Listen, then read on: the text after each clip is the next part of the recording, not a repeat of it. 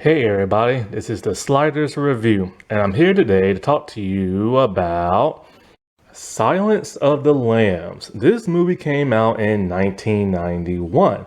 It was directed by that of Jonathan Demme, screenwritten by Ted Tilley, and it is based on the 1988 novel by that of Thomas Harris. This movie is probably considered, I think, the 65th greatest movie of like all time.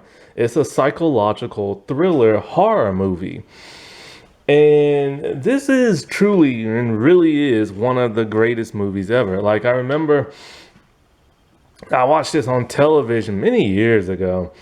And because, everybody's heard of Hannibal Lecter. But like I had never seen like the movie, I never seen Manhunter. And the first instance of like, Hannibal Lecter I ever saw was in that spoof on South Park. And many other like, cartoons and other stuff have like spoofed them as well, such as like what was it? Fillmore on Disney and stuff like that. That Disney cartoon. And so, like, at some point, I've heard, like, the phrase, like, hello, Clarice, or, like, from this television show on the WB called Popular when I was in, what was it, like, 2000, I think? And, when the person called the phone, they're like, hello, Clarice, had the lamb stop screaming. I'm just like, what the heck are they talking about? And then it was like, there was the Scream movie talking about why does Hannibal Lecter like to eat people? Don't know because there's been no motive for it when Billy was talking about it. And so I've always heard of like these characters and certain phrases and stuff like how he finished off his liver and and quid pro quo and incidental, hearing phrases like that. But I'm like, I never actually saw the actual movie it came from until I did. And so like all those spoofs were like spot on. And it's just this movie is so mesmerizing and engaging and stuff. Like there isn't even that much like brutality and action in the movie, but it's just the dialogue that gets you in the way it's set up and framed and the actors that portray it and stuff. It is truly that of a masterpiece. Now, it has been criticized over the years for the depiction of Buffalo Bill and a little bit of Clarice Starling. I'll get into that a little bit later and stuff. And I've watched like other like properties in the franchise. I've seen everything except for Manhunter, the Clarice like series that recently came out but got canceled after one season, and Hannibal Rising. I've never seen any of those. I'm not even sure where to find Manhunter at.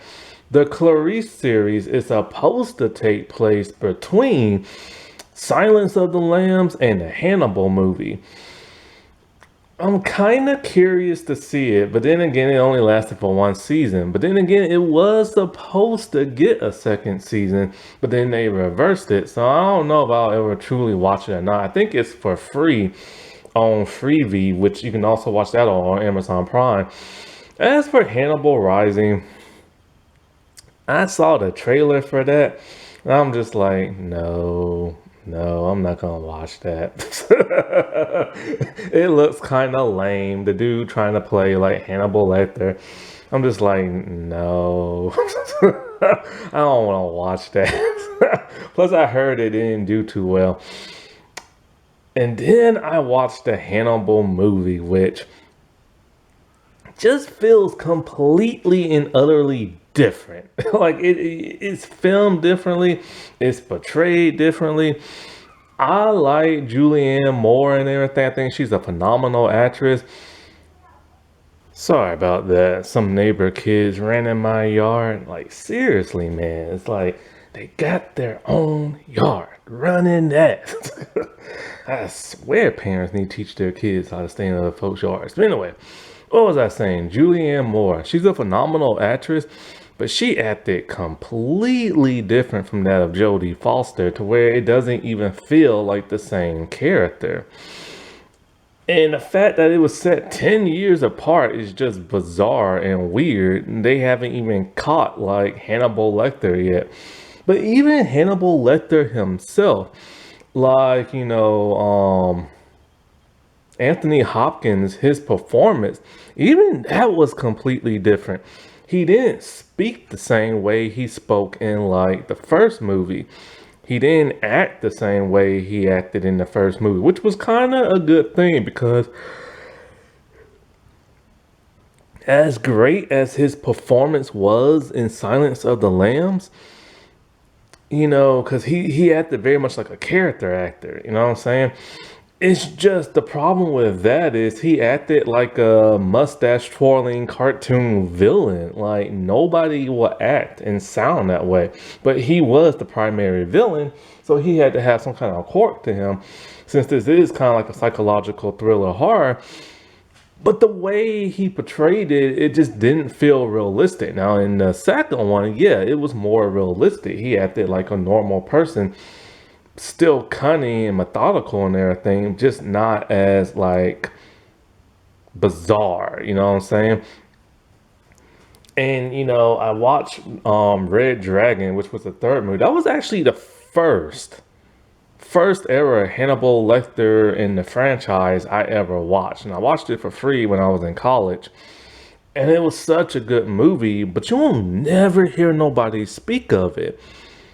It's even hard to find on streaming. Like it's on Amazon Prime, but you have to pay additional money for it, which is stupid. I hate Amazon Prime. Except for when they give me like a month free. That's always nice. And stuff. But like, yeah, it's just Red Dragon is phenomenal, but yet nobody never speaks of it. They only speak of the first two movies, how they love the first one and how they hate the second one. And every once in a while, you hear somebody talk about the television series that was on NBC, which I loved. The third season, not so much, but like the first two seasons were great. I love the visual storytelling of it all. And Matt Mikkelsen acted completely different from Anthony Hopkins, but his portrayal was just like so good. Now, in 2011, Congress did add this to the National Film Registry and everything. And, a lot of people keep saying that this movie is so violent. Like, Gene Hackman was supposed to play, like, the cop dude in this, Jack Crawford. Like, he was supposed to play, like, Jack Crawford. They said it was too violent, so he turned it down. And then, so, Scott Glenn, he took over the role. It didn't feel that violent to me. Yeah, Buffalo Bill did a gross, nasty thing by cutting off women's body parts and stuff. But you never actually saw him do it. You know what I'm saying? You saw him sew it up, but you didn't actually see him do it. And so other than Hannibal biting somebody's like mouth and whacking a cop with like the police stick, killing them, and taking off the dude's face and putting it on his own, it wasn't that like scary or gross or violent, really. Like I've seen worse. And then as for the second one, as to why the screenwriter and Jodie Foster didn't want to come back because they said it was too violent. The second one was kind of boring in my opinion. Like there wasn't much to it. Yes, the brain scene was very gross and a little graphic, but it wasn't like scary, but it was just gross. But yeah, it was kind of violent if you think about it. Like, yeah, you chop somebody's top of the head off and then cook their brain and start poking it. Like, yeah, I can understand that, but they didn't go like really deep into it. And of course, he had that kid eat brain at the end of the movie, but I don't know. It was more kind of gross than it was violent. But yeah, I can see the violence point to, but I don't see it being overly violent as they kept saying and stuff. So I don't know. But it's probably best they didn't come back for it because the movie didn't do too well. But But you have to show that stuff. It's Hannibal Lecter. The man literally eats people.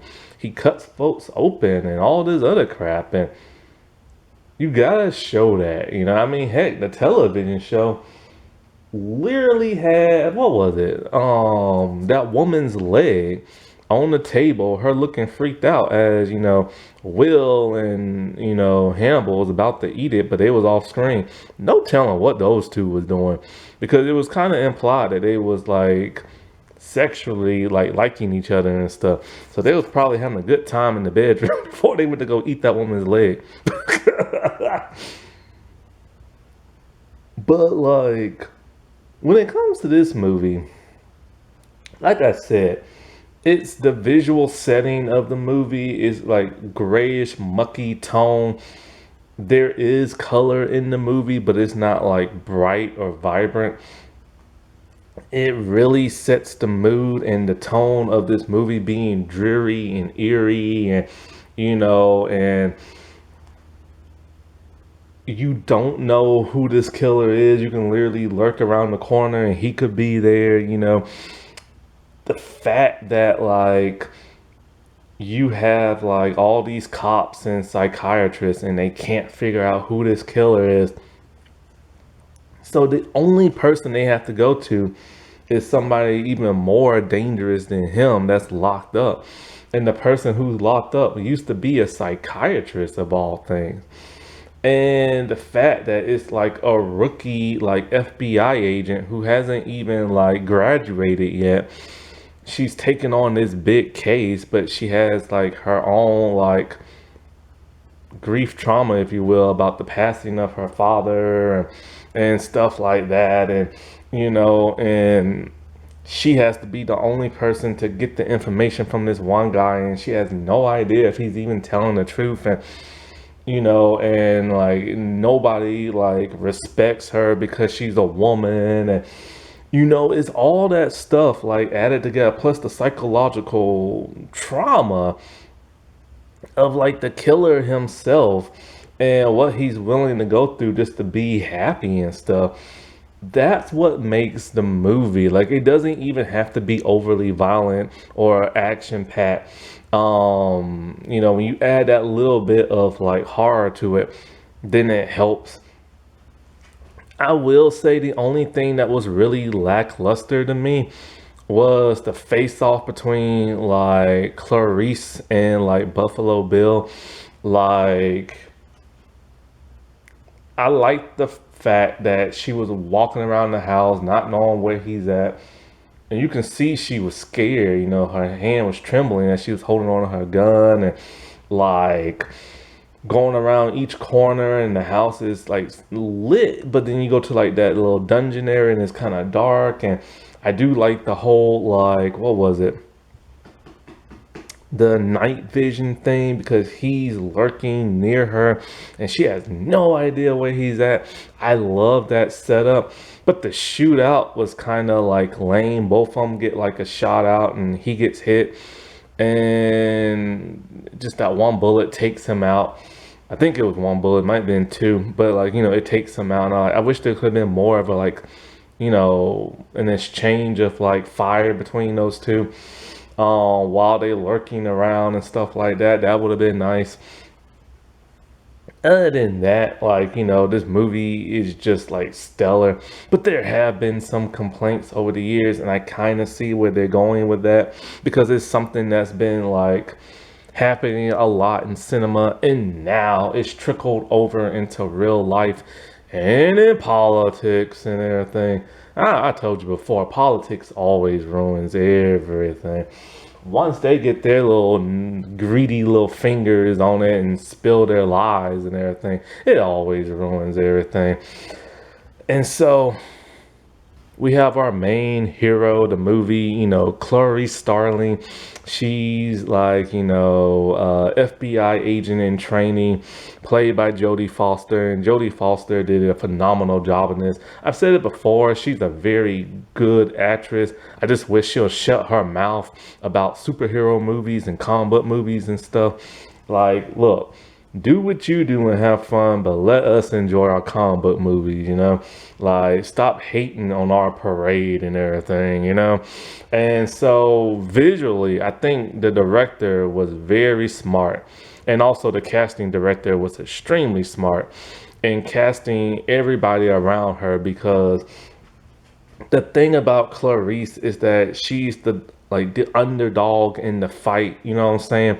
Like, people don't respect her, they sexualize her, they think she should probably like get coffee and everything.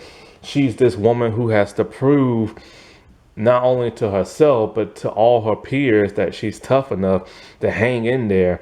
And like, it was extremely smart that I don't know how tall Jodie Foster is, but every male around her is cast extremely taller than her.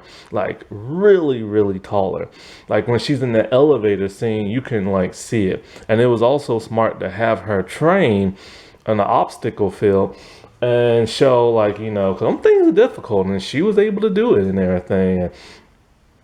You know, and I think it was also smart not really to show too many females training alongside her, because that would have made them also look like a hero, but she's supposed to be the hero, you know what I'm saying? So they had one other female who's like her friend, but doesn't get much screen time because, you know, she's black. And you know how Hollywood is and stuff. Like, there's literally only like, there's three black people I've seen this entirety of this movie. One is just a cop looking for Hannibal in the elevator, so he doesn't get much screen time. There's that orderly nurse dude who's really nice and friendly, but he doesn't get much screen time.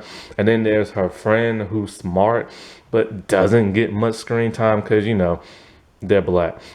And so, like, um, but like I said before, it was very smart of them to cast every male character like that hovers over her.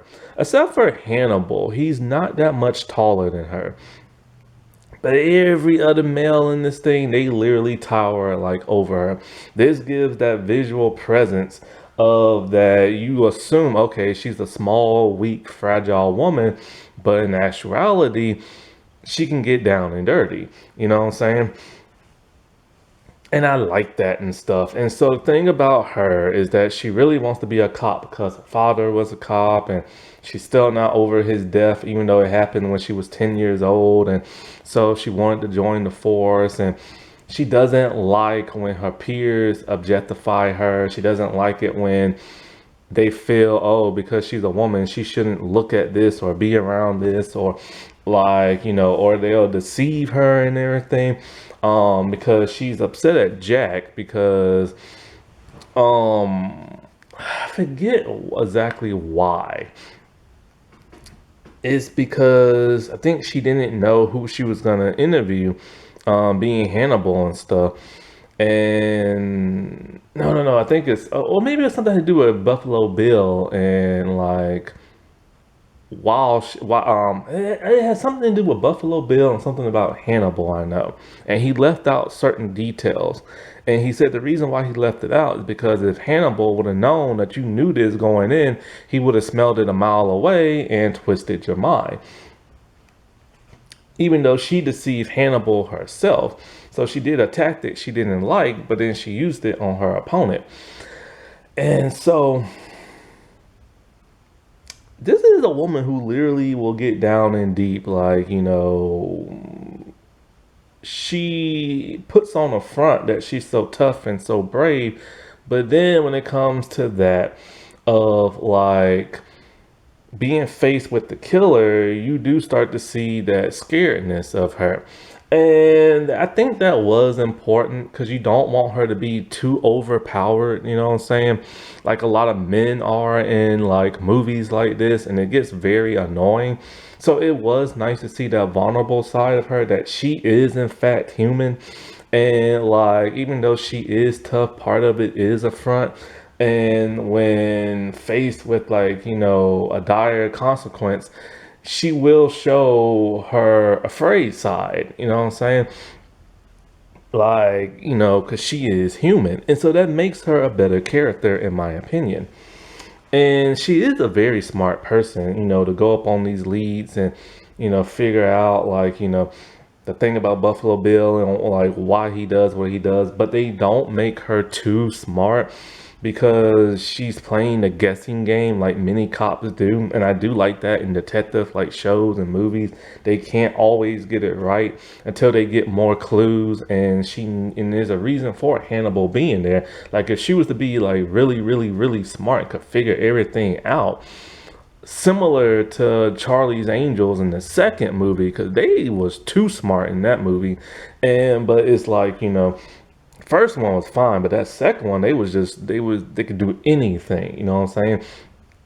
And so if she was really, really this smart and capable, she wouldn't need Hannibal Lecter's help, and there would be no point for him being in this movie. And like that's one criticism I know it came from the Batman, Robert Patterson's Batman, is that one thing that bugged me is that he's supposed to be smart and he kind of acts like he is, but it's really everybody else helping him be smart. Like Alfred helped him, Catwoman helped him. There's a deleted scene with the Joker helping him. It's like, is this dude even smart? So it would have been nice if they would have shown him be smart and then have somebody help him out later on to find out about the whole Riddler thing. And it does suck we never got Clarice and like the Hannibal television show on NBC.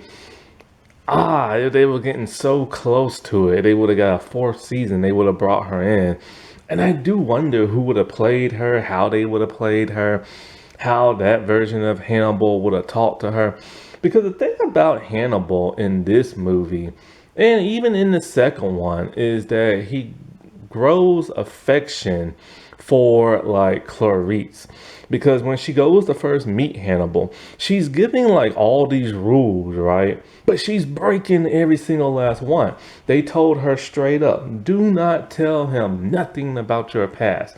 Don't let him know nothing about you. Do not get close to the glass and do not build a rapport with this man. And she broke every single last rule because she is that of a rookie and she is desperate to find this killer and stop him killing all these women. And so, like, when she goes to first visit him, and after she gets through talking to him, and like, when she is talking to him, like, Hannibal asks, like, that one cellmate, like, near me and everything, like, what did he call you? Did he call you a vulgar word and everything? And she's all like, yeah. And it's like, you don't do that. Don't let him know that.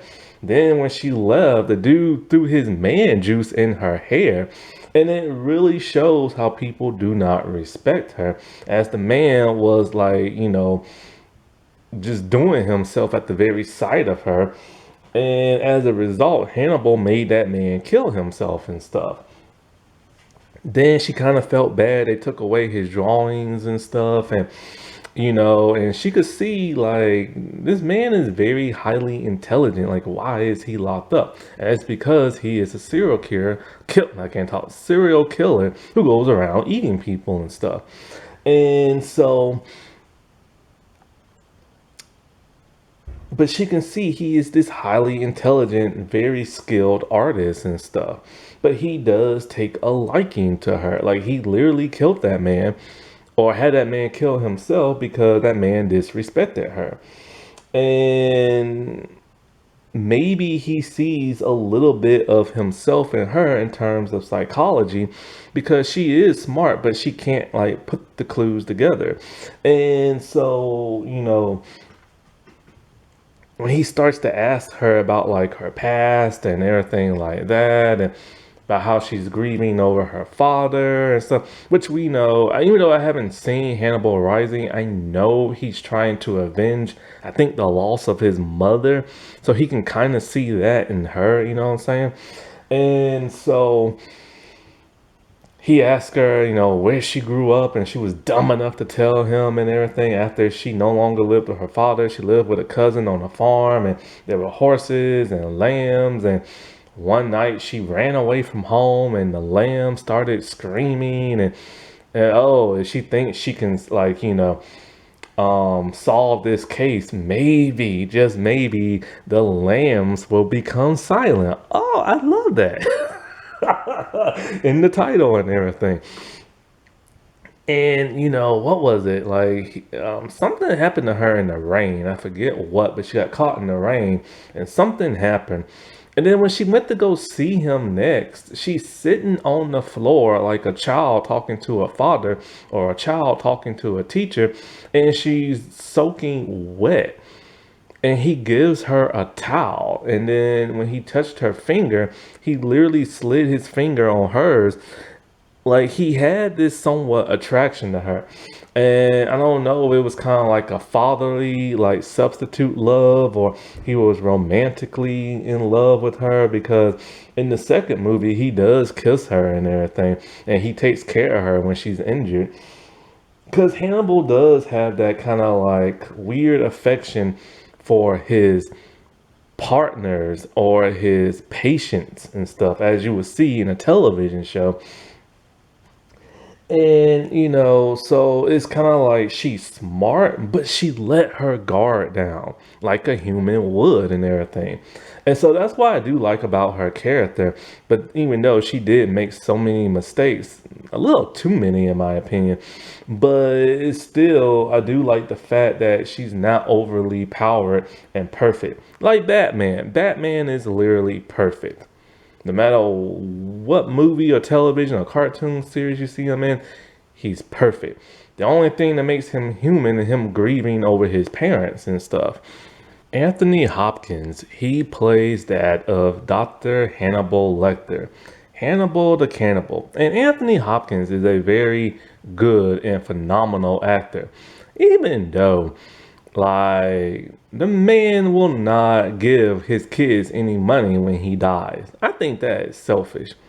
All that money that man got, he can't give his kids not one red cent. That's messed up. Anyway, like, this is the most different version of Hannibal Lecter I've ever seen. Well, there's only been three different portrayals of him. One by Matt Mickles, who was completely different. Then there was the dude from Hannibal Rising, which I only seen the trailer and I did not like. He just acted stupid. And like, of course, Anthony Hopkins. And it's interesting because he plays Hannibal three completely different ways for three completely different movies. And the thing about him is that nobody knows why he eats people. He just does. He's this renowned psychiatrist who has helped the like law enforcement out so much. He knows who Jack Crawford is. And for some bizarre reason, when dealing with all these psychopaths that he talks to, which every time there's like a killer they're looking for and they need his help, he always knows who the killer is and who the person is, because they were either a patient of his or he wrote to them and stuff, like in Red Dragon. And so it's like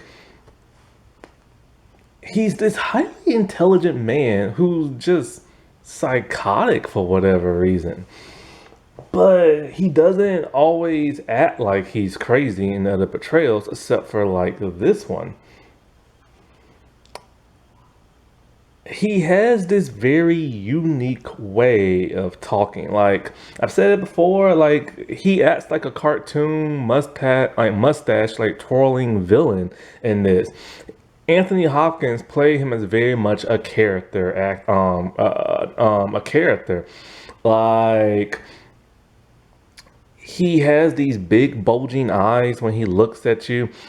He has kind of like this, his mouth barely opens when he talks. Like it opens, but it doesn't open very wide unless he needs it to for whatever reason. And he has this kind of sinister look on his face. When he's looking at you, he's very engaged and he doesn't blink. He only blinks when he's no longer looking at you, if he puts his head down or something like that. And you can't help but be like drawn and engaged in his like uncanny psychosis and stuff. And he has like this country voice, even though he wasn't born in America, he was born someplace else. But he has like this southern country type accent, and it's just like he has this kind of suave, debonair kind of way when he's like looking at you, and he speaks, and it's just like it's mesmerizing and stuff, you know. But he does play this version completely different than the other versions he played. And the thing about him is like he won't tell you nothing unless you tell him something about yourself. And nobody wants to do that, but he refuses to help anybody until you start spilling. The moment you start spilling, then he likes to dissect you. He likes to overanalyze you. He likes to try to figure out who you are and read you like a book. And but even if you start telling him stuff, he still won't tell you nothing. It's only when you crack, it's only when you break and he gets enjoyment out of your pain, then he tells you what you want to know and stuff. And when he tells you what you want to know, he just does it in this very odd kind of way and talks in a really odd like speech pattern and uses like sometimes big words or just like odd words, and he's just bizarre in this like really cool kind of way, you know. And it reminds me like before like the movie started and like Clarice was like, you know, training, there was like these signs that said something, I can't remember what it said. It was like pain, something, something, and your happiness, something like that. And that's really what he is. Like your suffering and pain makes him happy, and then he'll help you out and stuff. Like, and that's the biggest mistake that Clarice made, but also the smartest because she gave up too much information and he read her like a book and it made her eventually crack and stuff. And it's the same way with that senator lady and stuff, you know? And so he doesn't always tell you what you want to know. He'll give you clues for you to figure it out yourself. 'Cause it's almost like a game for him. He wants her, he wants to, he's testing Clarice to see how smart she is. And she'll be able to follow the clues. And if she's able to do that, then he takes a liking to somebody because then they're on his level and stuff. Because he does not respect the unintelligent. And his escape scene, because it's funny, because first he's a little upset that this person he's taking a liking to betrayed him.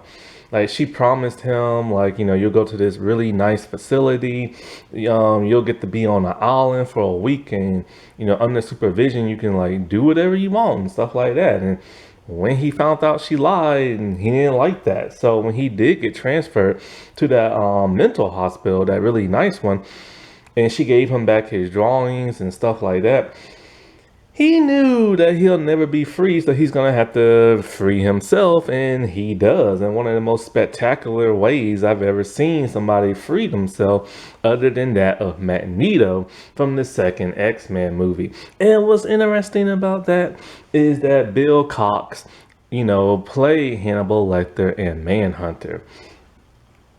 And so, like, just the way he escaped is like insane, man. Cause like, but it's also a little too superficial. Like when he was in restraints in that straitjacket, how the heck did he able to get his hands on that pen? His hands were literally restrained, and nobody's gonna take a chance with him. And so like somehow he was able to get the pen, and he took off like the clip.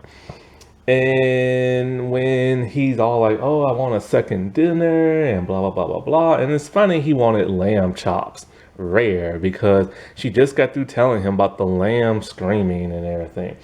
And so, of course, he uses the clip to pick the lock of, like, you know, the handcuffs.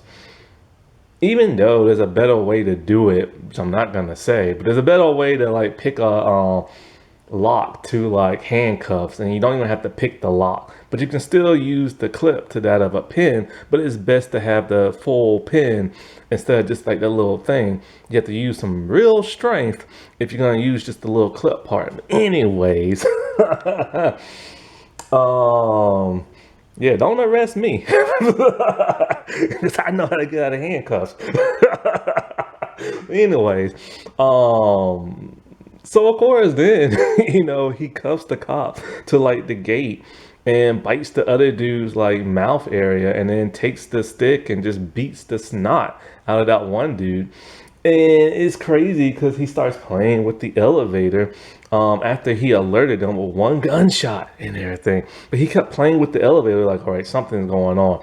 So the cops are all scared. They got the SWAT team up there. They got the bulletproof vests and everything. And they're like slowly trying to figure out what the heck is going on. They see one of the guards' face is completely mangled. So they put him in like a stretcher on like an ambulance and everything. But then they find the real cop's body on top of the elevator, but they don't show his mangled face, which I'm surprised they didn't. So instead, of course, where's Hannibal Lecter? Oh, well, he was the fake dead cop, and with the dude's face on top of his, wearing it like a mask. Genius and everything. I do like that one cop. Like the one cop, when he thought like, that one cop was dead, but actually still breathing. And he's all like, talk to him.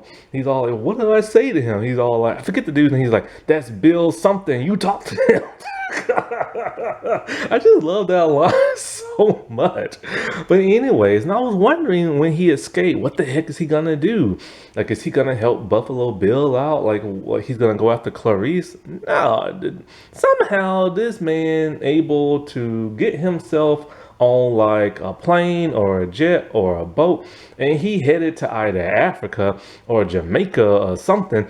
And he's all, just like, how the heck did he get over there? He doesn't have no identification. He doesn't have a passport.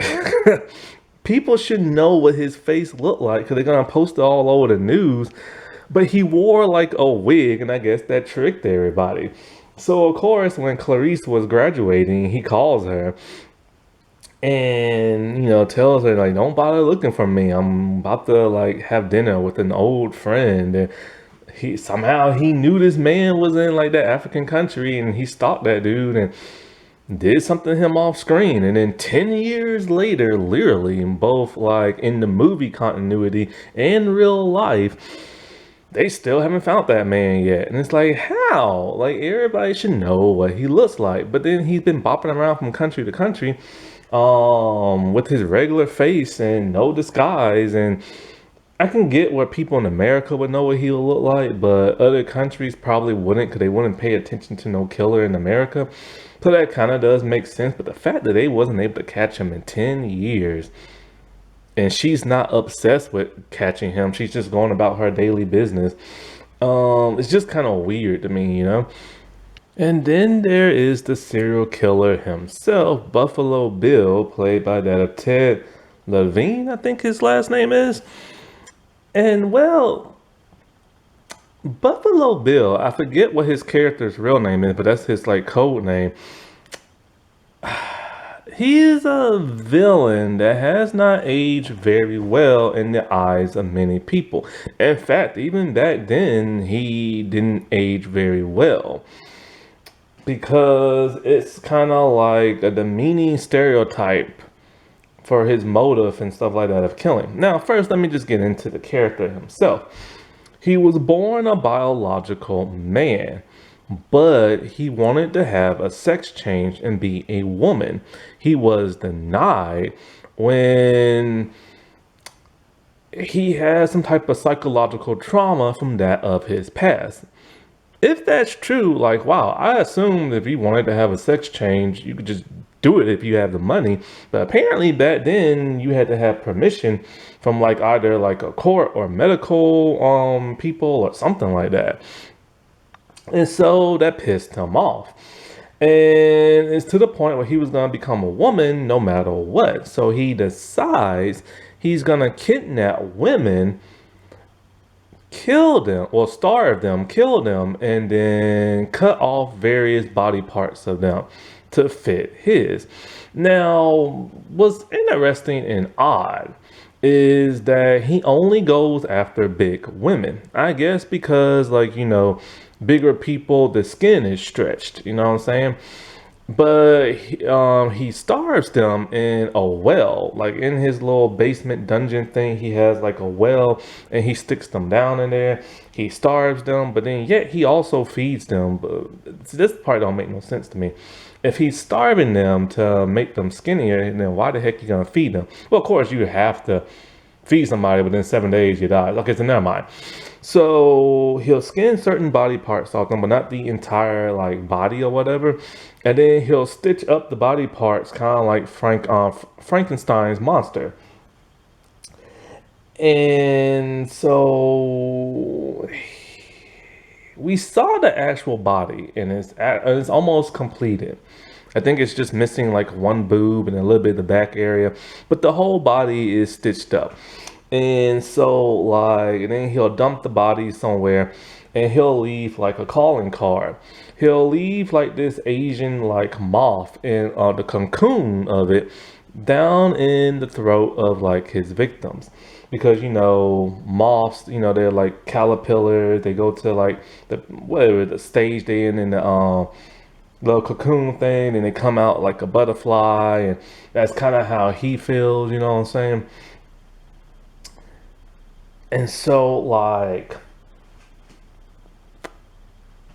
there's one woman he kidnapped that happens to be the daughter of like a senator. But the thing is, she's not big, she's skinny. So that kind of defeats the purpose of him going only after big women. And so after everybody figures out this is what he's up to and stuff, they go looking for him. But then they go to like the wrong house, but then Clarice goes to the right house. And there's a scene where we see him getting all dolled up, putting on nipple piercings and putting on makeup and stuff like that. And then there's a new scene where they show the front of his body and him dancing very flamboyantly. And he's missing his willy and everything because it's tucked in between his legs.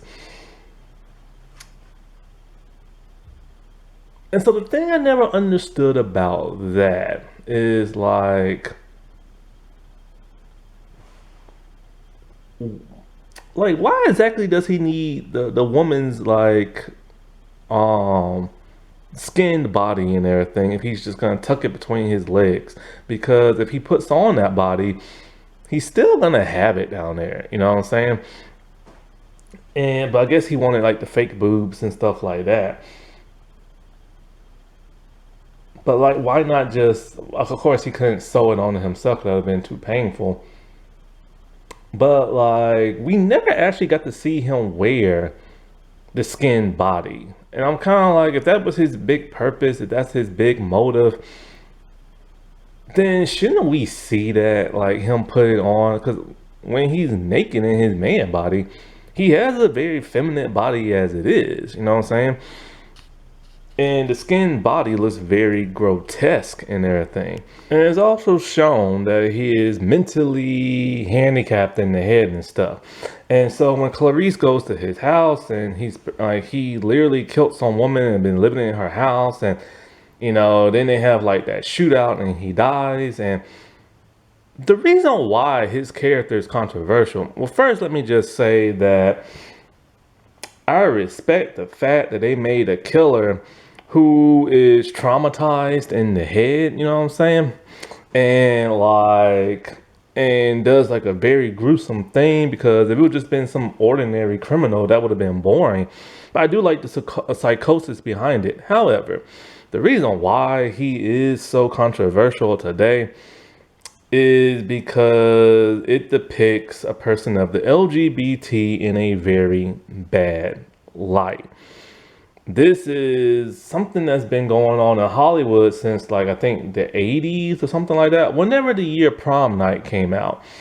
And the killer in that, for some reason, when he was revealed to be the killer, he was wearing makeup on his face.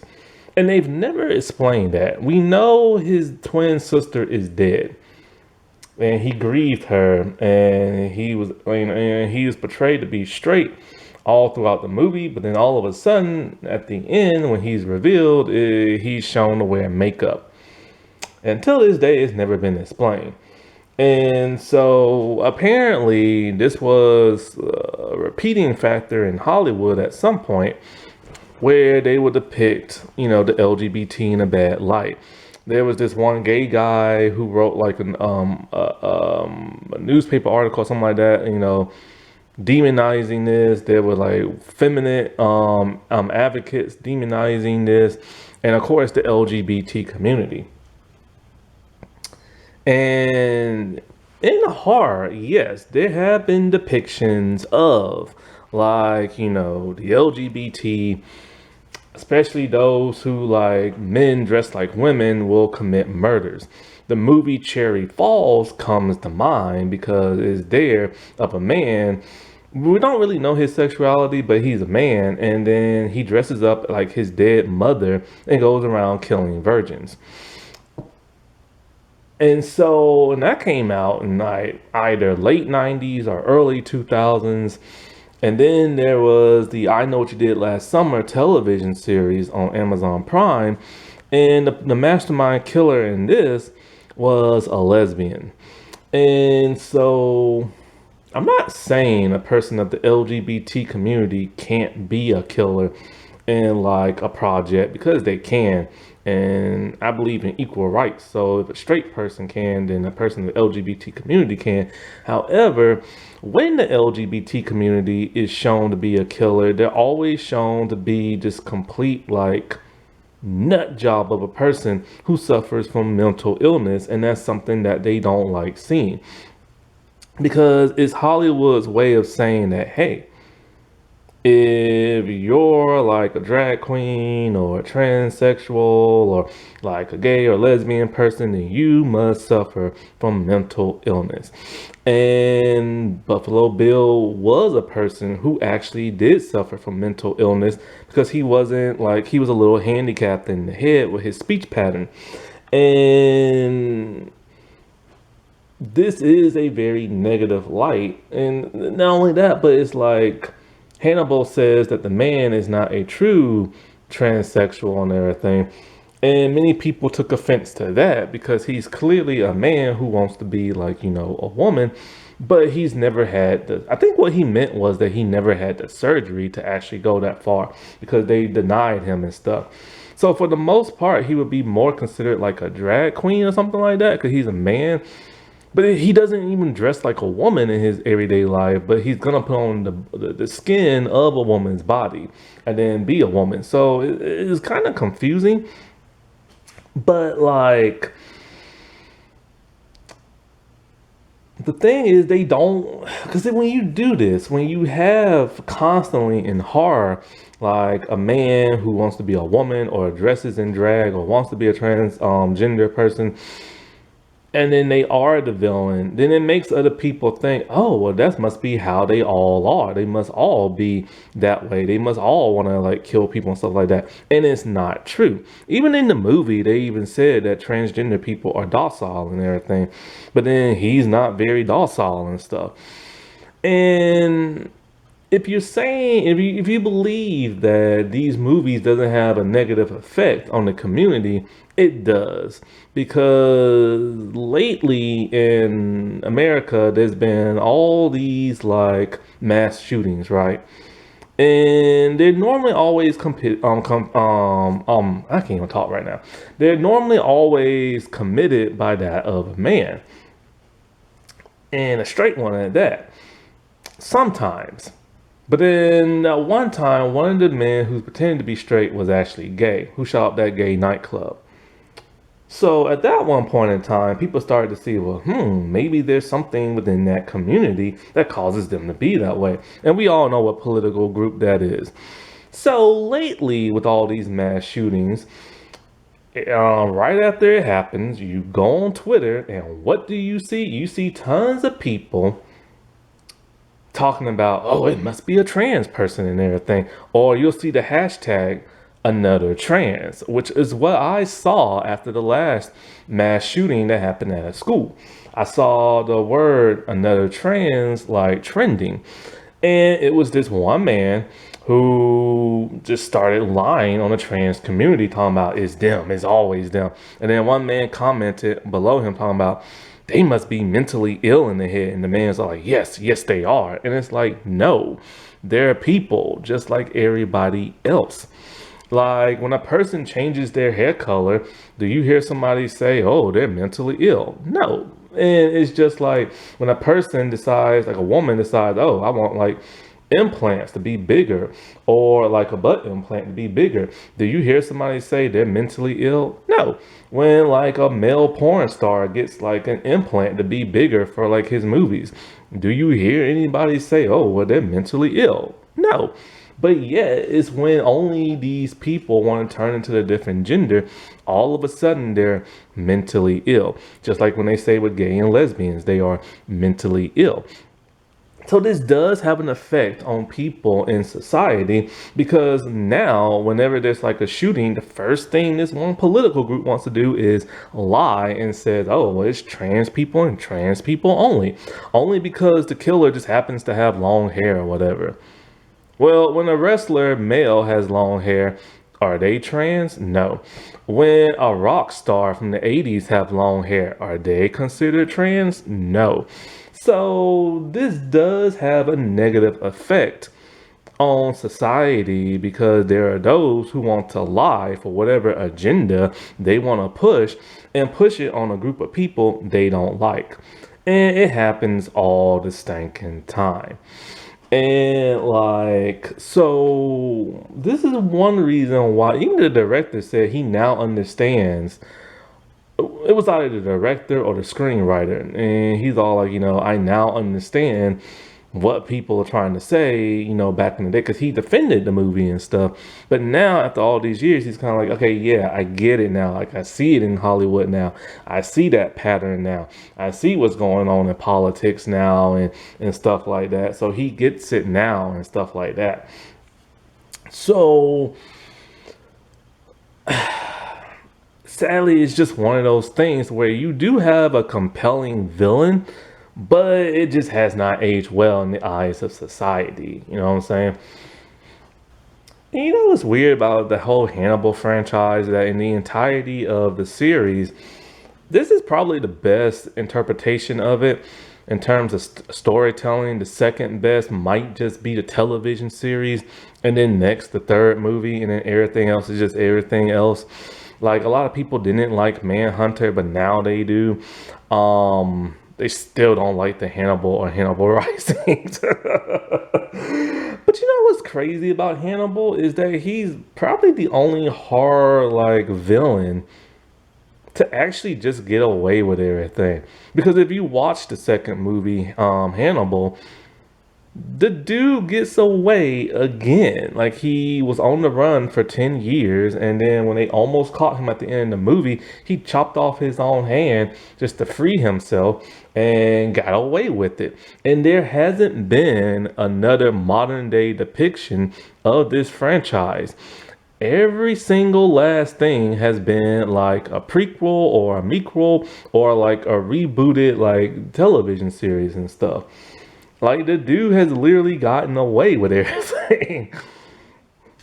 Alrighty, well, I'll talk to y'all later. Bye.